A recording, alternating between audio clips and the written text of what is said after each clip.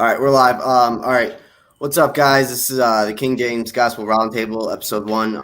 I'm here with Dan Galinsky, Justin Metcham, Amadou Sal, correct? But you had the right idea. All right. We're gonna get into a lot of Cavs offseason stuff. Some of the best offseason moves, some of the worst. We're going to redraft 2018-19 draft, 19 drafts, and just kind of talk some hoops. So, how's everybody doing? Pretty good. Doing great over here. Yeah, I mean, no complaints. Thanks for having us. Yeah, no problem. Just one thing I wanted to bring up real quick. I know that everyone's probably seen that John Wall and Houston are going to try and work out a trade. Do you guys think there's any way that contract is tradable? It's been traded once, but you're not going to trade him for Russell Westbrook again. Yeah. I don't think anything works out with Kevin Love. I don't think anything works out with Ben Simmons. I don't think it gets traded. Yeah, I mean, I just saw 2 years, $91 million, and that's just. I don't even know how you explain that amount of money to John Wall, especially right now. But he's in Houston. Just live it up, man. I mean, you might as well just make the most of it. I mean, James Harden. Harden. Trying to get your jersey in the rafters wherever. Yeah, like James Harden would. Yeah, James Harden. I mean, he just partied all the time and just went to the game. So, all right. First thing I kind of want to get into. I obviously haven't talked to a lot of you guys. I've talked to Dan a little bit. There have been some recent moves, a little bit. So Justin, I guess we'll start with you. What did you think of the Denzel Valentine signing, trade, whatever? It was fine. I think Denzel Valentine in his career obviously hasn't been what some people would have hoped he would have been. I also think that he's gotten a little bit of an unfair rap as far as the horrid decision maker on the floor who only cares about himself. Obviously, he's not.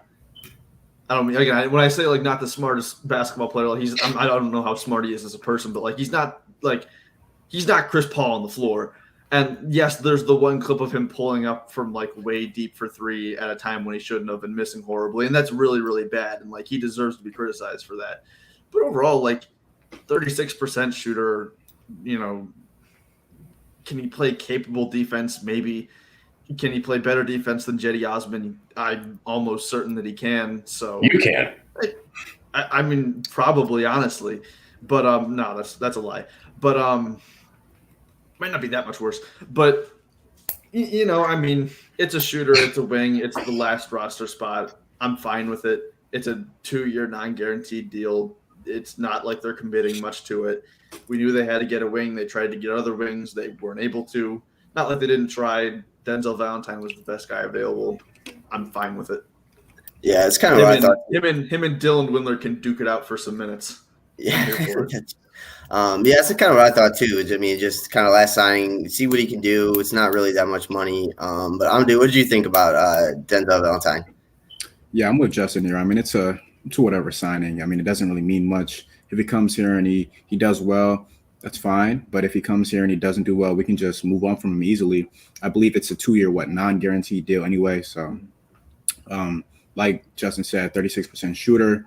We needed shooting, wing depth, if you would call it that. That's pretty much it. What about you, Dan? Yeah, I mean, it's kind of ditto to what they said. But I just think the one thing that I do like about him, I get that, as Justin hit on, I mean, he's not going to be a dude that, again, the self-awareness is not necessarily a strong suit, but he can. I do like that. I mean, it's kind of a guy that you can put in bench minutes that can kind of be like a pick and roll, go get your own shot type guy. I think he's kind of a dude that we can go to in kind of middle stretches of games. It's kind of like a bailout option a little bit. Can kind of take advantage of bigs and pick and roll to some degree. So, I mean, if he can stay healthy, which is a big if, could maybe give you some, I guess, pop. But again, it's kind of ho-hum. Yeah. I mean, they try to go out and get other wings. Clearly, they were not able to get any. Justin, I haven't heard. I mean, I don't think we've talked before Summer League. But What did you think about the Lauri Markkanen trade? Because I never got your opinion on that. Again, I'm fine with it. It's okay. You talk about positional need versus skill set need. Like obviously there's overlap. You traded a power forward for a power forward. We know, but the Cavaliers needed shooting and they got that. I also understand the argument of worst player on a worse contract for better player on a better contract, and that's Larry Nance. Lauri Markkanen obviously being the worst. I do agree with that. I think Larry Nance is the better player. I also think that Larry Nance, despite being happy here, was open to a trade, and I'm fine with him. I'm fine with him wanting to go play on a team that's going to be seriously competing in the playoffs. So from the Lauri Markkanen standpoint, it's an upside swing. It's a young guy. Obviously, Dan, I know you're probably not thrilled about it just because the guy gets hurt. Then I know that's not your thing, but it's an upside swing, and I do think it makes him worse this season. Overall, I think Larry Nance is just a better player, but I also understand after kind of a disappointing start to free agency that maybe this team isn't going all in on this year, and they really shouldn't be, considering that pretty much every other team outside of Orlando and Detroit, and I wouldn't say that Charlotte's going all in, but they're still going to be good if they're healthy. Good for the Cavs for realizing where they are in the pecking order and setting themselves up for the future rather than going for it right now. Yeah. And I will say, just kind of on top of that, like it is where it does become a risk and you can kind of debate whether it's a risk worth taking or not is even if the Lauri Markkanen thing works out, there are still going to be questions that have to be answered because you're still committing to Jared Allen, Lauri Markkanen, and Evan Mobley long term. And I don't think you can keep all three of those guys on your basketball team forever, not at the prices they're going to have to be paid. So that's where you kind of see, is it going to be Jared Allen that gets shipped out if this works? Are you banking on one of Jared Allen or Lauri Markkanen not working? I'm not sure what's going on here with that. But I understand just taking the upside swing on talent and figuring it out from there. Yeah. I mean, I kind of agree. Dan, what were your general thoughts about it, I guess? Yeah, I just think with him, it's kind of the threes versus twos argument. I mean, when you have the offensive rating the Cavs have had the last 2 years, you kind of just, as Justin, again, touched on, it's a spacer for you. It's a guy, I think there's more movement shooting to him than has been displayed with the Bulls. But I think with him being able to be more of like a clear-cut go-to bench bucket guy, I think he'll work really well with both lead guards that we have. And I think he's underrated in transition. I think that's something – it's a guy that – I mean, obviously he's a little bit gawky. Not really going to be much of a mid-post threat, but I just think can work with either of the bigs, and maybe you can throw in like here and there in spurts at the 5, just to kind of like pull other bigs out, and then you kind of do the kind of spacing up tempo thing, and kind of just push that a little bit.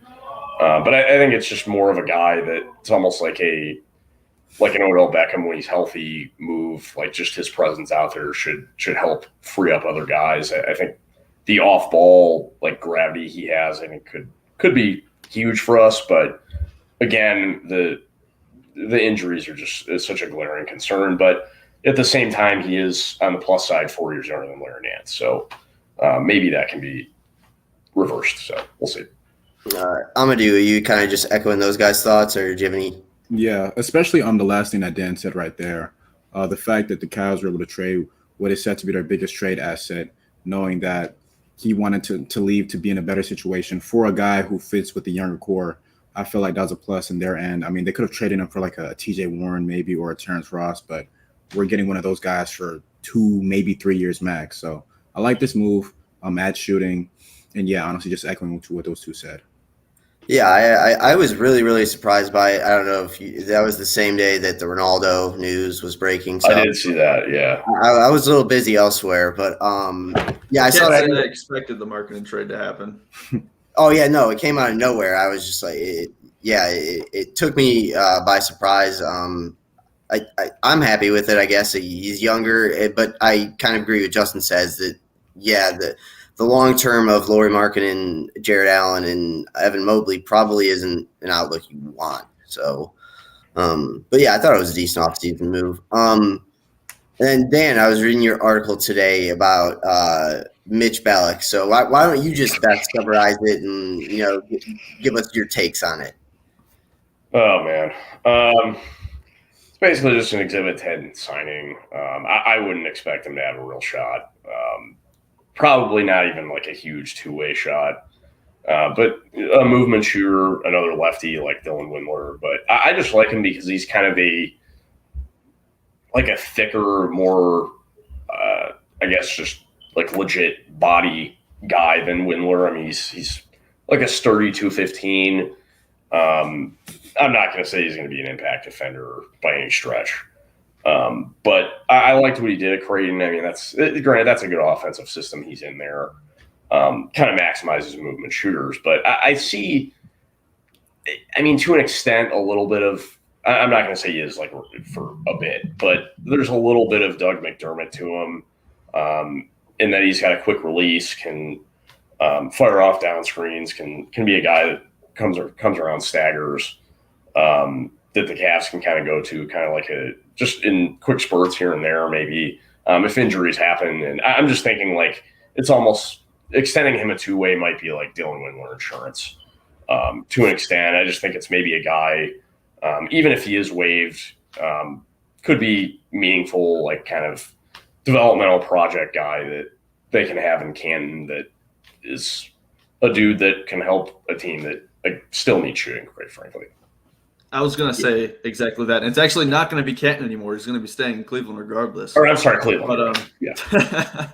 But, yeah. It's I mean, the it's Wolves team, I think, right? What is it? Yeah. Yeah, like they're playing like just where like CSU I think they're playing where Cleveland State's playing, right? I think. Yeah. Okay. Yeah, I think so. But, right. But sorry, I interrupted you. But no, you're good. Mitch Ballock, I like the signing. Obviously, like you said, shooter out of Creighton. I don't expect him to make the team really even on a two-way. I mean, maybe he has a two-way shot if he really does well, but this is about putting him on the charge and just having him around as a developmental project more than anything right now, which is what you're looking to do with these guys. But it is an Exhibit 10. He is probably going to get waived, and then he will report to the charge then. But just someone who's really able to shoot from anywhere on the floor. And also moves really, really well off the ball as well.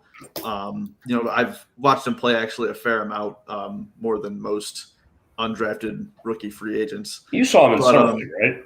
I saw him. He didn't really play that much in Summer League. I also watched him in Tampa this offseason. Okay. So he at a combine that he was in. So I did actually get to watch him in person a couple times. But, yeah, I mean, just – you're not going to get that much from him defensively. I mean, he's 6'5", doesn't really have the foot speed to stay in front of anybody, not really that strong either. Like, as far as like team defense, he's fine. I think he knows where to be. It's just a matter of going up against NBA athletes. He'll struggle. It's not like he has an elite handle, and it's not like he's going to create a lot off the bounce. But again, just being able to really, really move without the ball, and whenever he does get the ball, always being a risk to put it up and having a decent chance of going in. You said almost Doug McDermott. Like, I almost compare him, if it works out for Mitch Ballock, to like a Bryn Forbes type shooter. Someone who, is only really out there for shooting and is going to hurt you in other areas. But I think just, the spacing presence alone is going to be valuable enough if it works out for him to keep him on the floor. Yeah. Amadou, do you have any thoughts on Dan's a guy? Okay. Yeah. He's definitely not my guy. It just was I guess an Exhibit 10 that actually kind of, I thought there might be something to it. I don't know. Yeah, Andre Drummond's your guy, right? Yeah, right, exactly. Okay. Damn right. Point Drummond, yeah. Big guard. Yeah. Yeah. What was that? That was like a ball of his life tweet, Andre Ball Drummond. of life, I think, big guard. Right. So that actually kind of segues in. I wrote an article earlier this week, kind of like saying that Evan Mobley and Jared Allen on the court defensively and offensively, they kind of complement each other in different areas.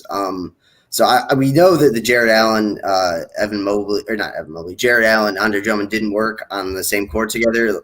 How do you guys do you guys see that happening a lot? Do you see them working maybe a pick and roll with Mobley handing the ball, anything like that? I'm going to go to you first, I guess. I see it all. Honestly, this should just be a year to just experiment for the Cavaliers. I want to see Mobley doing a lot, especially on the perimeter. So yeah, those handoffs and pick and roll will be great. It's just all about giving them to a connection, building their chemistry, honestly. And as for right now, the pairing for just complementing each other, it won't be the best fit just because Mobley's spacing. He can space the floor, but it isn't to the extent that, some people say it is. But obviously 3, maybe not even 3, 2, 3 years down the line, I could see this as a formidable front court. What about you, Justin? I think it's going to work better than Drummond and Jared Allen. I think just about any pairing in the league would work better than those two. But yeah, it's going to be interesting. Like, I think complement each other very well on defense. Either can be strong or weak side rim protectors. Having both of those guys being able to get in passing lanes when they're away from the basket, being able to keep one of them there at all times to make up for a lot of mistakes that you might see from Sexton and Garland and Jetty and Denzel Valentine and whoever else might play at the wing this season. It is definitely going to be a lot of fun to watch on that end. On offense, I do think it'll be clunky some. Obviously, like neither of them are really back to the basket post-up guys. At least they're not very effective as that. I know you don't really see a lot of high-low action in the NBA, but with Evan Mobley kind of seeming to prefer to, kind of operate at the elbows a lot. And I'm assuming Jared Allen is not going to be spacing out to the three-point line in those situations. So you're going to see him in the dunker spot a lot. Maybe he flashes in, and they get some opportunities. That I do think Mobley's a really good passer as to where, that's not something you're going to be relying on normally, but to where if Jared Allen flashes in, maybe you can find that occasionally. Other than that, I think Evan Mobley is going to still space the floor some. He's going to spend time on the perimeter. We saw it some last year. I don't expect it a lot, but I think we're still going to see some of Jared Allen on the perimeter trying it, at least, especially when he's on the floor with Mobley. I think he's going to attempt to continue to expand his game. I would be kind of surprised if we see him shoot more than 1-3 a game, but it's something that I think we could see. As far as like having Evan Mobley as a ball handler, like I'm sure it will be messed around with just because like what do you have to lose? But I don't expect to see that a ton either.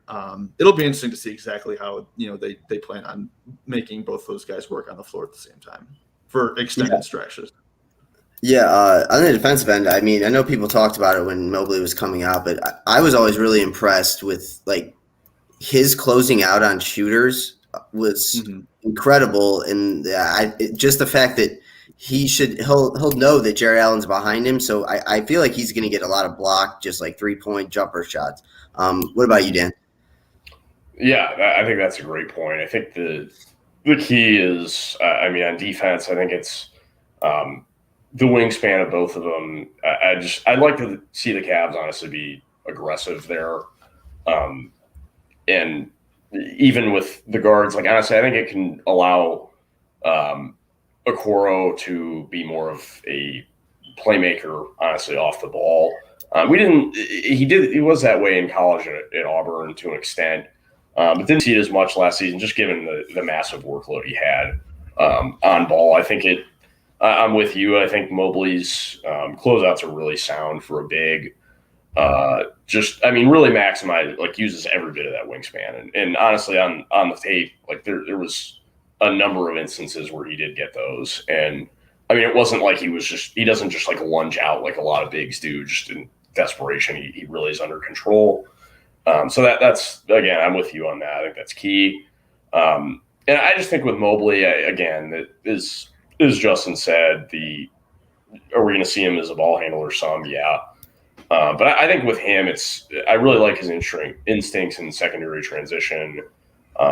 That's where I think like running rim to rim, I think Allen, since he moves really well, like going in that direction, I think he could we could see those two kind of steal some kind of like live ball turnover or secondary break situations. I think that's where that'll be a wrinkle there. But yeah, as far as the two of them, I think we're going to see plenty of stretches this next season. You might as well, see what you have. And I'm not saying I'm the craziest person about it, but I would imagine they could even put those two with Markin here and there, just to see if Mobley can really get after opposing wings, and maybe just to see what the chemistry might be. At least to me, that's something they might as well try out in preseason just a little bit, just to see if that wrinkle can be something they go to for stretches, just to give them a boost for 4 or 5 minute stretches here and there. Yeah, and they put Ron at 2 guard for 4 or 5 minutes. Well, that's true. There you go. So I won't put it past them. Yeah, I guess. Yeah, fun even. Yeah, the closeout thing, I know it's a small thing, but I really think that does have an. That's a big thing, especially in today's league. I'm totally with you on that. That's a big deal. Even Haram Boyd pointed out he's actually. I didn't. I don't know if it was me or maybe our other co-editor Josh did an article on his closeouts, and honestly, it was from a Haram tweet, so I got to shout him out for that. So I know Dan had kind of brought this up earlier, but moving on from the two bigs back to the backcourt of Garland, Sexton, and then Okoro. I'll phrase this question kind of like, which do you think will make the All-Star team first, but also who has the most upside? And it kind of intrigues me because right before I came on, I was checking my Twitter, and I don't know if you guys know him. He kind of makes his way around Cavs Twitter. His name's Luke Reed. He was basically like, yeah, I don't see any any All-Star potential at all in Okoro, like any way, anywhere. So I kind of go with the first question and then kind of into who do you see? Because I think Colin Sexton will be the first one on the All-Star team, just because I think people will just vote him in eventually. But I think you kind of get where I'm going with this. So what about you, Amadou? Talking about Sexton and Garland, correct? Yeah, Sexton, Garland, Okoro. Who has the most upside? Who do we think is to make the All-Star game first? Things like that. I think Sexton's going to be the first.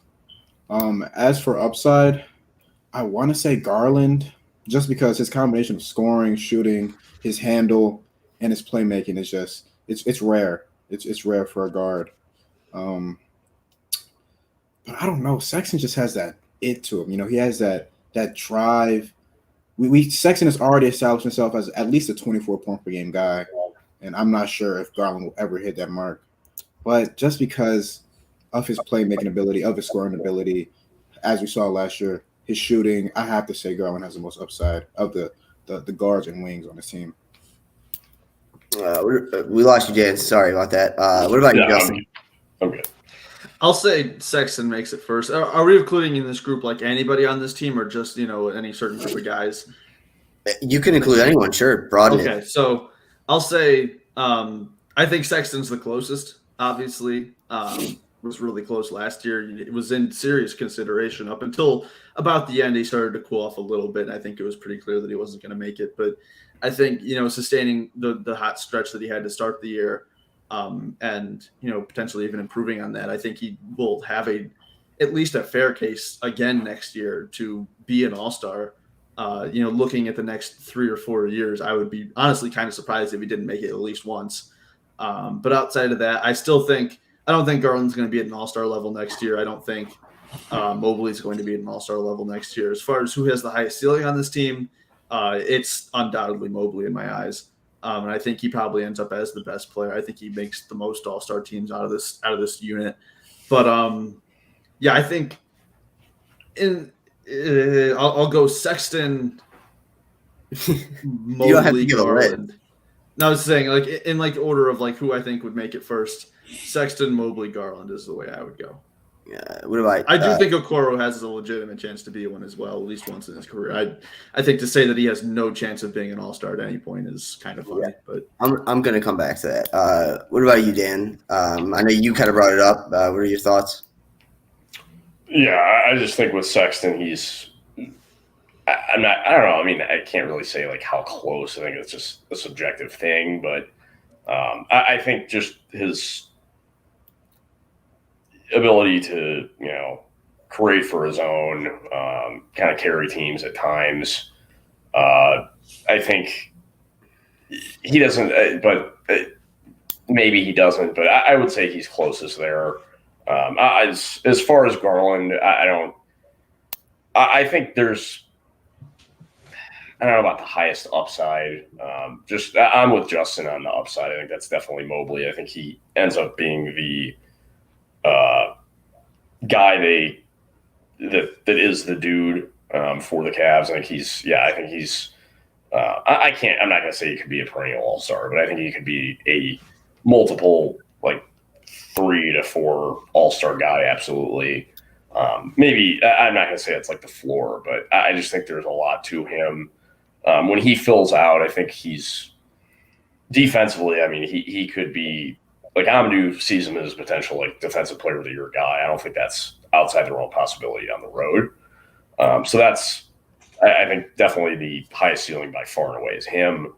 And yeah, with Garland, I think I don't know if he's that close to being an all-star just because being an all-star as a lead guard is just such a hard thing to do.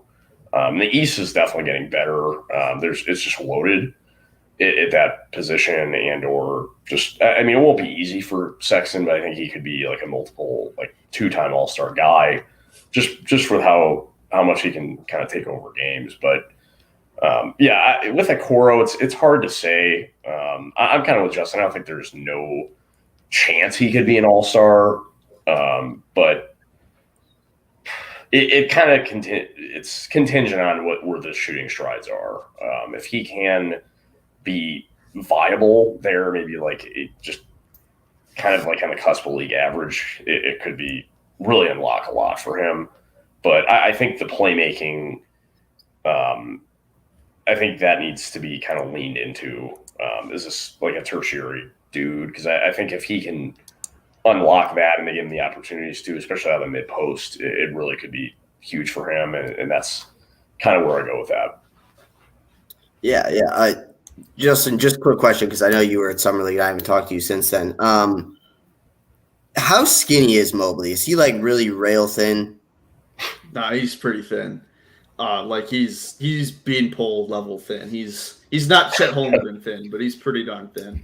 Yeah, it's just because he looked like he was really thin, and I just always worry about guys like that either getting injured or they don't develop a post game at all or anything like that. So I was just wondering about that. I think Mobley can survive without a post game. I think he'll get better as he does get stronger at finishing around the rim. I think he will get to a point where he can move at least mismatches in the paint. Whether he gets there with centers or not, he's probably not going to.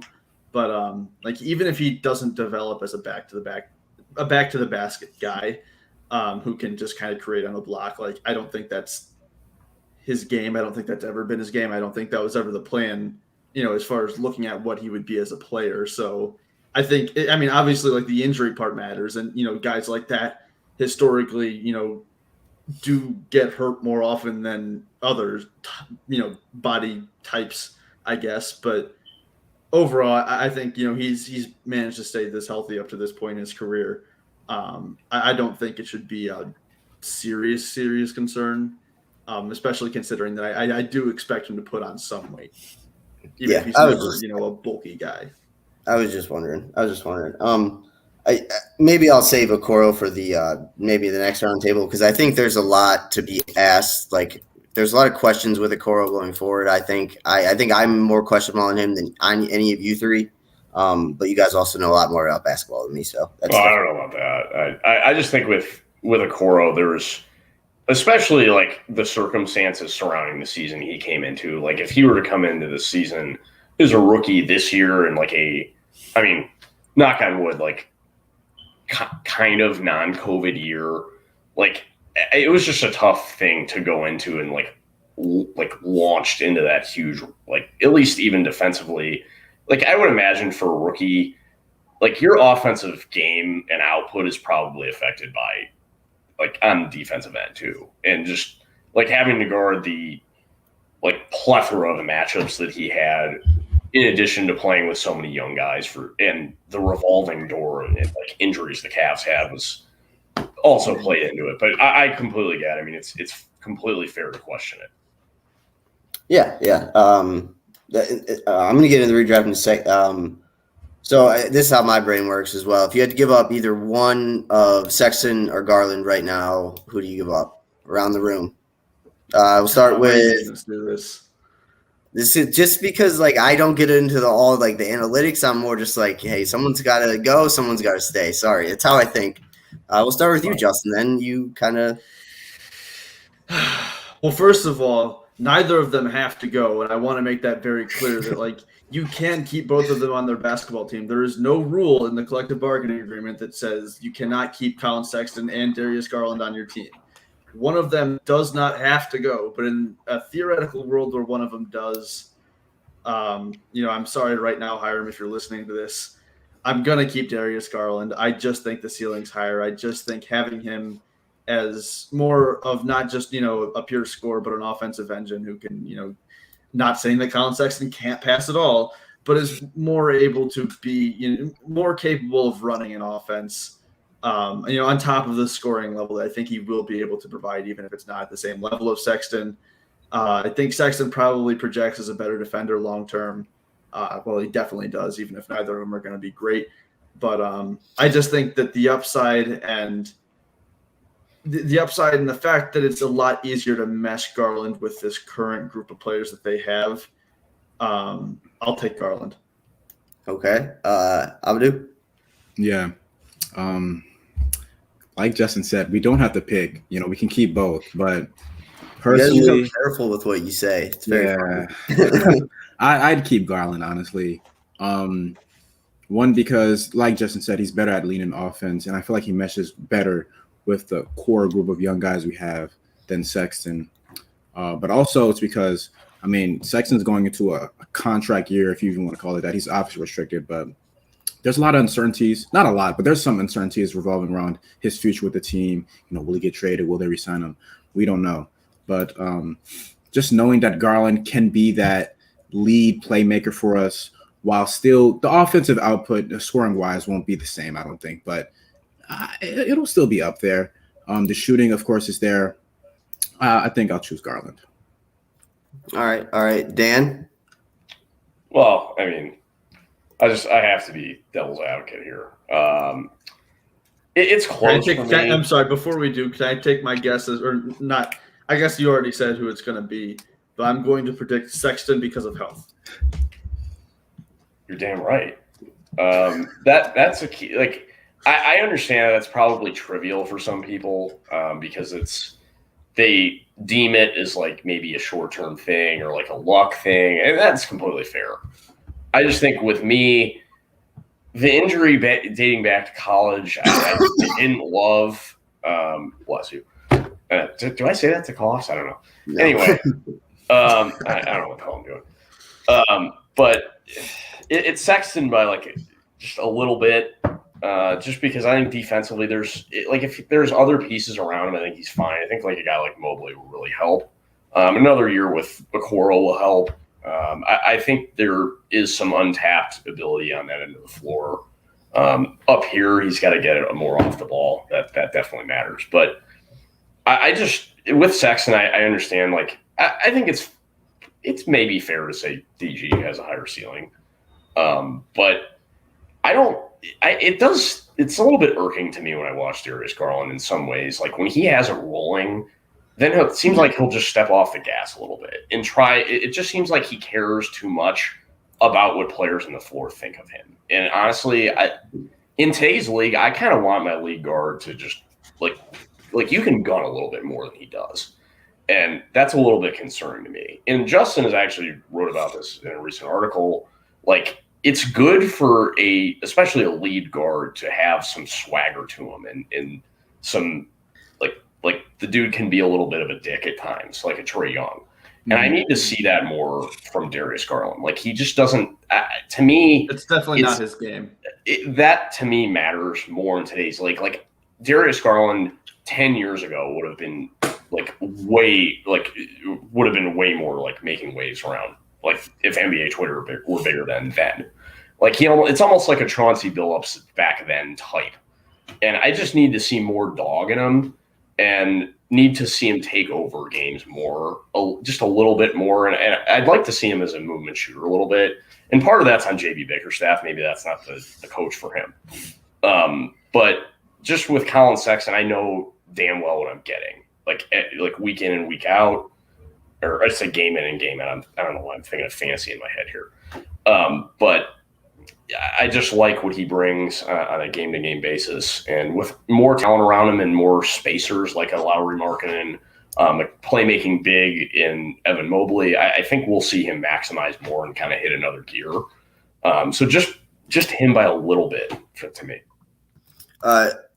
Just real quick, any chance that we see like Sexton transition back into a point guard? I don't think for extended stretches. Really. I think we'll.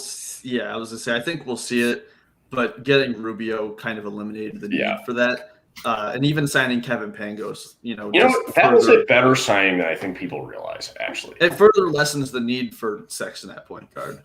And just talk about Pangos for a minute. I mean, better than Delhi, dude. Like it's a guard. It's actually kind of like isn't better. It's a guard whose name isn't Damian Dotson, was what I was going to say. And a guard who isn't Dellavedova works just the same. So, like, I'm not going to sit here and say that I've watched hours of his film. I mean, like, I've watched very, very little. But, I mean, the guy clearly has passing vision. He averages, almost 7 assists in the EuroLeague, which is, like, not easy to do. It's a solid league. It's a solid league, and like assists in EuroLeague are not assists in the NBA. They're not as lenient if they're assist rules. So, getting, like I said, 6, 7, 8 a game over there is really, really impressive. So, again, just getting ball movers. Hopefully, someone who can shoot higher than 27% from 3. All for it. Cool. Well, that's awesome. All right, so kind of get back to the meat of what we kind of want to talk about. The 2018 redraft. I figured maybe we kind of talk about it, go through. I mean, we all agree it's Luka then Trae Young. Yeah. Yeah. All right, and then we could start at 3, or I don't know where you guys want to go with this, but we could take it anywhere. We can start at 3 with the Hawks pick and kind of see where we want to take it. But Dan, I'm gonna let you lead because you're my leader. So yeah. Honestly, I'm actually going to pull Darius Garland and defer to Amadou first. Okay. Well, my third pick, this shouldn't be a surprise. I went with Shai Gilgeous-Alexander. You talk about a guy who not only gives you, 24, 25 a game, but he's so efficient. The efficiency as a guard on a team like the Thunder where there weren't many options for most of the year. It's truthfully impressive. The injury concerns, they're whatever. I mean, he also can play defense. He's 6'5", doing those things. Just the way he was able to improve year after year after year has been truthfully impressive. And I think he's the third best player in this draft. I'll say Justin, like you want to just do if anyone Amadou can say his does Justin, do you agree with that? Isn't matchup? Okay. Yeah. Okay. Well, Justin, do you agree? Does everyone agree? I do. I actually echo my point, but go ahead. I was going to say I had Shai at 4, and it was close between 3 and 4. Obviously, Shai, just such a smooth, silky player. Obviously scores really efficiently. We know that, but just again, being as long as he is and just being as heady of a defender as he is and the playmaking and all of it. I mean, Amadou, you hit the points of what makes Shai Alexander, what he is. He's a really good player. I would take DeAndre Ayton third. I think what we saw from DeAndre Ayton this year warrants the third spot. I think, just looking at what he's going to be moving forward, I buy what we saw from him in the playoffs as far as being someone who's just going to be such a monster defensively. It's just I've loved that we've finally be able to see him figure it out on the floor on that end. I don't know if we're going to see him expand his game too far outside of the mid range and 3-point area. But I almost like that he kind of didn't focus on that as much. I think especially like after he came back from his 25-game suspension. I remember like in the first game he played when he came back from that, it was just chucking elbow jumper after elbow jumper after elbow jumper, and just kind of settling for that. It's fun to see him not settle for that anymore and just to play the game that he can be. I mean, the guy is such a physically dominant player. Just to really be able to put it together on both ends the way he has, I would take him over Shea at third. I just think the defensive value that he brings, I think, the pick and roll coverage is, I think he's best as a drop big, but being capable of switching as well. Obviously the lob threat, the offensive rebounding threat, somebody who, again, I think can take advantage of mismatches as a back to the basket guy. I would take DeAndre third. I feel like he's almost like a rich man's Nurk. Like if Nurk would not try to do way more than he should do. I think he's a lot more mobile than Nurk too. Right. But I just feel like if Nurk hasn't had, like, he defers to those mid-range jumpers and tries to overly play make because he feels thinks he's gonna get hurt again. So no, Ayton is completely bought into what he's good at, and it's really paid off for him. Yeah, Justin, I actually agree with you. I really like DeAndre Ayton throughout the playoffs, and also my brain thinks of like most recent things, so it might be a little biased here, but I really like what he did in the playoffs, and I think he can only get better defensively. I like the fact that he's kind of a traditional big, and the fact that you love those traditional bigs. It seems like. Me? Yeah. Yeah, I mean, I love Andre Drummond. I do. That's fine. That's fine. Yeah, I mean, he's got to have some fans somewhere. So. Did you buy his NFTs? Oh God, no. Andre Drummond's NFT collection that like nobody bought. Doesn't surprise me. He should, like Dan, like we said, he should have signed over in China. He would have sold 1 billion of them. He really actually should. I mean, you really need to get like. Should have been the case. Like him signing with Embiid, that's just unfortunate. It's just disappointing. Unironically, can you imagine how good Andre Drummond would be in Shanghai? He would eat. Like he would actually be a big guard. Like literally, he would be a big guard playing against Chinese Basketball Association level players, putting up like 57 and 36 every game. Maybe he should just end his career just over there. Just play there for Paul. He could be the next Stephon Marbury. That'd be awesome. I would be an Andre Drummond fan if he just leaned. That would be sweet. I think Noah Vonleh just signed with Shanghai. A Noah Vonleh, Andre Drummond front court would be formidable. Oh, wow. Okay. Nice. Yes. So number 4, I'm going with MPJ, just because I just think his shooting is unreal, and I think he's going to get better and better personally. Justin, what's up? How about you? Shooting, shot creation, improved. He could be really good on defense too. I was going to say improved defensive decision making and like legitimate defensive playmaker as far as the guy who can like make a big block or obviously get in passing lanes and come up with big steals. I think if he didn't have the injury concerns that he does, I'd probably put him at 3rd, but I'll put him at 5th. Yeah, I'll do. So we're all with Ayton. I went with Ayton. I mean, just everything that Justin said. You talk about a guy who's progressively gotten better and better. It looks like this year he's finally just put it all together. And I'm excited to see what he can do next year. The next guy, I mean, if you want to move on to 5th, I think my next guy's pretty obvious, but I really like Ayton, and I had him 4th. So 1, 2, 3, and then 4. So it's MPJ, Shai Gilgeous-Alexander, and Ayton filling out the 5, right? Everyone. I actually had, I'm sorry. Never mind. Yeah, you're right. Yeah, mine was Ayton. Mine was Ayton 3, Shai 4, MPJ 5. Oh, yeah, I just make sure. Okay, well, yeah, mine was Shai 3, Ayton 4, and MPJ 5. Yeah, I was just making sure we all have the same 5 already taken going forward. All right, so then I think you get to the 6th pick, and I think it starts to get a little harder here. Dan, since you copped out last time, you can go this time. Okay. Don't you dare pass the ball again. Yeah, that's fine. I know. I don't want to do it too many times, like Matt Ryan wouldn't. I'll go 6th. I mean, this is not. I'm not saying it with that much conviction, but I'll go. What is it? JJJ there. I think if he can stay healthy, he can really be. His defense is kind of taking a downslide with injuries a little bit, but I still buy that he's like an impact 4/5. I think when he's healthy, he can be a real factor in transition. I'd like to see them give him more kind of on ball, like be able to take advantage of that a little bit more. That's where I have him there, but it's not saying it with a ton of conviction. I'm not really a huge fan of him, but really can be really impactful player still. Amadou? I went with Sexton at 6. That was my hesitation there, but go ahead. I went Sexton. I just like what he's been able to show through his first 3 years has been great. He's steadily gotten better as a scorer. You can talk about his playmaking issues. It's whatever. His defense, I mean, he shares a backcourt with another 6'1" guard, so I don't expect him to exceed in that spot either.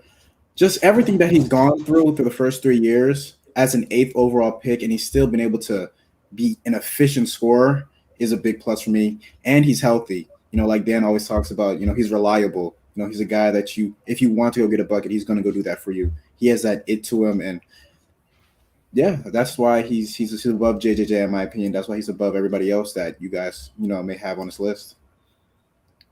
Justin? Yeah, I had Jaren at 6 and then Colin at 7. Again, it was close. I guess I'm fully bought into a bounce back year from Jaren Jackson this coming season. Having a full offseason of being healthy, I think the defense will come back, maybe not to what it was maybe projected to be at one point. But I do still think, even if he's not going to be playing heavy minutes at the 5, playing next to Steven Adams, I just think the shooting on volume at his size as efficiently as he did, and just again, like buying into the fact that he is going to be the versatile, switchable, versatile, switchable. I was missing up my T's and B's there, but defender that he's going to be a shot blocker again. Again, maybe a little bit weird how he plays with Steven Adams. I mean, he's able to space the floor well enough just to where it's not going to be like clunky or anything. But I'll take long-term Jaren Jackson at 6. Okay, cool. I like Jaren Jackson at 6 as well, and then you guys all had Sexton at 7. Sexton at 7. And then Jaren at 7. My only issue with Jaren is, 1, the injuries, but 2, just the foul trouble is that's true. Crazy. I think I'm confident that was a big reason that wasn't such an issue this year, was just because he wasn't physically where he needed to be. I'm bought into that pretty heavily. Cool. Yeah, I think having Adams on that end will take a fair amount of burden off too. Like I think he'll be able to be more sound in what he's able to do. Mm-hmm. So I don't have Sexton at 7, but you guys do. I know you're not a Sexton fan, but that's we'll fine. just keep going. That's fine. So how about 8 for you guys? I had Miles Bridges. I don't know what your guys' takes are on him, but I think he's going to have a breakout year. I love what he brings, especially like having LaMelo like that. That really could be huge for him. I just think I buy his shooting. I think that's legit. He's just so damn strong, so hard to guard for 3s and 4s. And he's a dynamite defender as well. I actually like when they kind of like doesn't happen very often, but just kind of sprinkle him in at the 5. I just think kind of an underrated playmaker as well. I'm really high on him. Okay. Justin. I had Mikal Bridges, not Miles. I like Mikal. I mean, I like Miles. I don't necessarily want to say that I expect him to have a breakout year this season. I think, like, obviously he's a guy that has benefited already from having LaMelo on his team. And, like, obviously that's something that's going to create a lot of highlight plays. And he's been fun, and he's, in a similar sense to Mikal, another versatile, switchable defender. Definitely a little bit stronger, a little bit bulkier. than Mikhail, but I do just think Mikhail's ability to just hawk defenders, the length that he has, just the ability to snake through screens at his size is really, really, really impressive. And then again, just being, I don't necessarily like. I buy Miles Bridges' shooting. Like I think he's going to be a fine shooter, but I think that you think of it as like a Larry Nance type. I think he's maybe like Larry Nance or a little bit better. Whereas I think that Mikhail's going to be a really, really good shooter. Okay. I actually messed up my list. At 8, I actually had Jaren Jackson, but 7, I had Mikal Bridges. Man. I just think Mikal. Yeah. I just think Mikal is the modern day 3-and-D guy. He can fit on every single team in the league, and his shooting has gotten better. I think it was, what was it, last year or 2 years ago, where it was really just like he had a stretch of games where his shooting just wasn't hitting, and it was weird. I guess some of that had to do with his shot, but he's fixed that.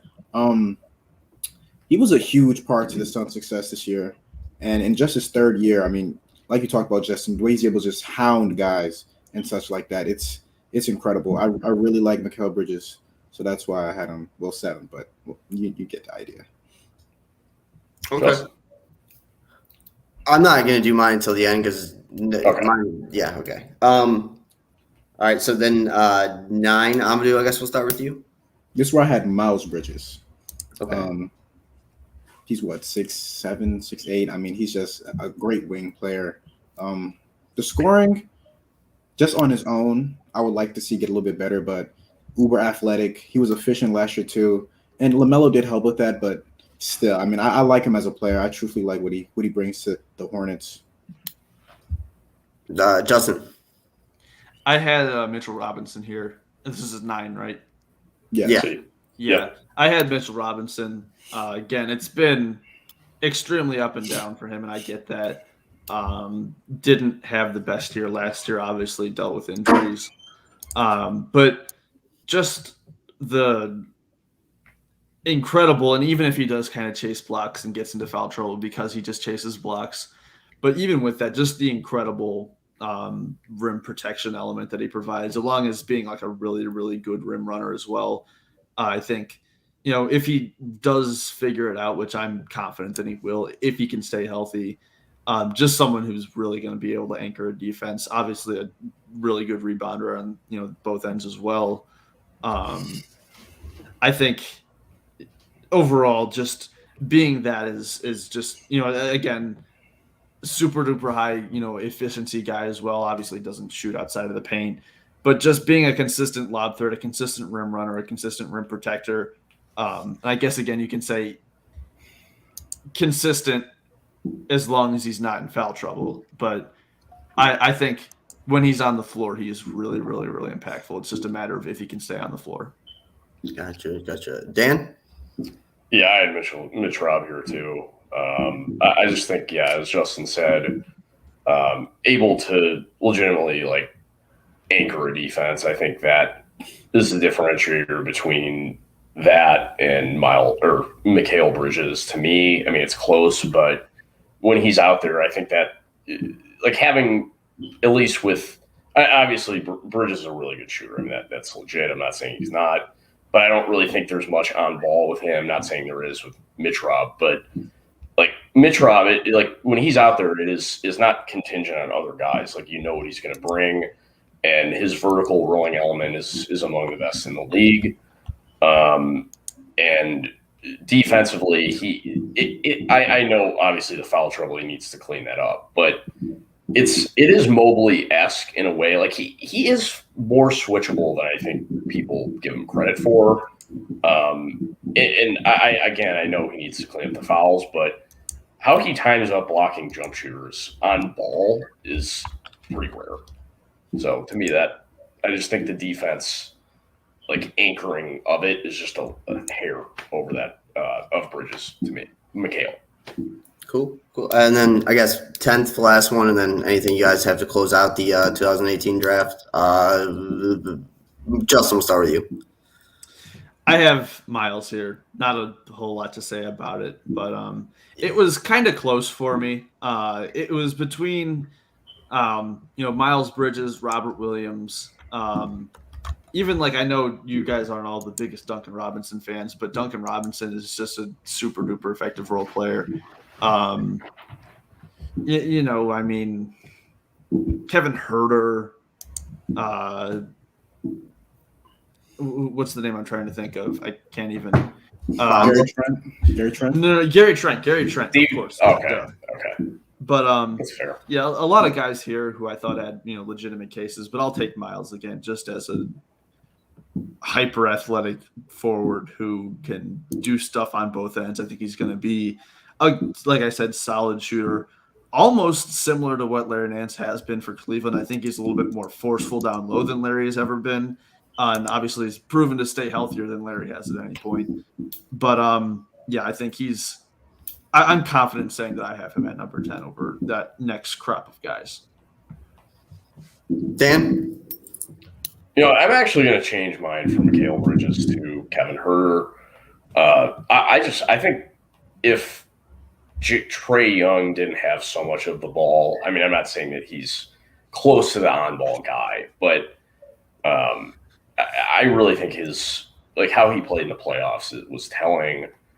I think he's a dude that really can score it in a plethora of ways. I just think with him, he has to continue to get stronger to really be able to maximize what he's able to do. And I think he can really be a mismatch at the two if they give him more pick and roll opportunities to score, because his handle is legit.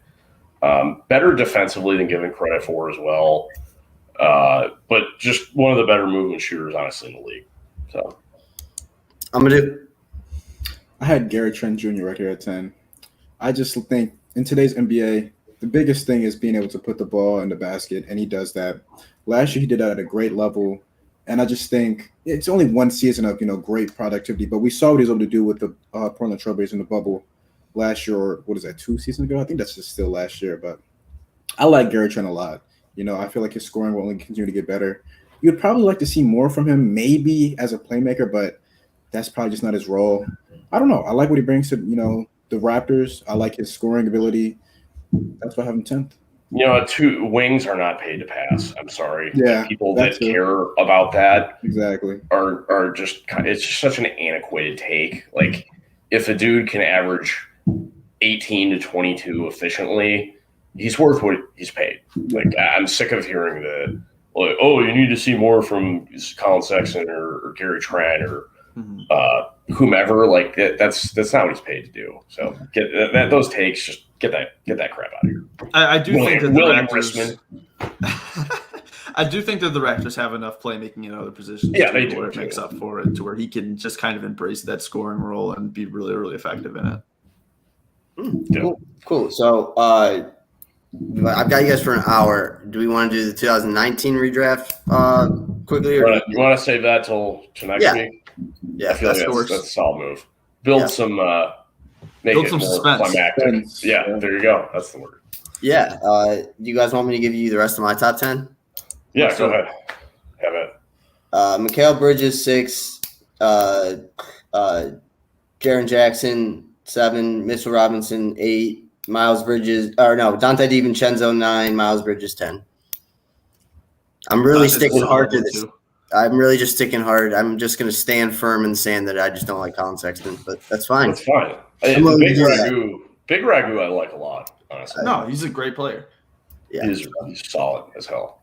Sorry I bored you guys at points, but thanks for coming on. This has been awesome. Hopefully, I don't know, maybe next month we can get some of you guys back, or 2 weeks, 3 weeks. I don't know. Just maybe month, get together and talk some Cavs basketball. At this point, I'm just ready for the season to start, just to see them playing, just because then, like, it's just easier for me that way, because now I have to talk about Colin Sexton trading, Darius Garland, what's wrong with him, so I'm excited. Maybe you can get Jason Lloyd on talking Colin Sexton trade too. So please get a podcast, whatever this YouTube, whatever this is. Please get Jason Lloyd and Sam Amico on a podcast and just have a blast. Yeah, Sam Amico reported that the Sixers would prefer Ricky Rubio over Kevin Love in a potential Ben Simmons trade. Wow. Did they wouldn't guess that. I'm sure it was like third. I'm sure it was like the I'm sure it was like the guy that gets like sodas for like GM in China or something.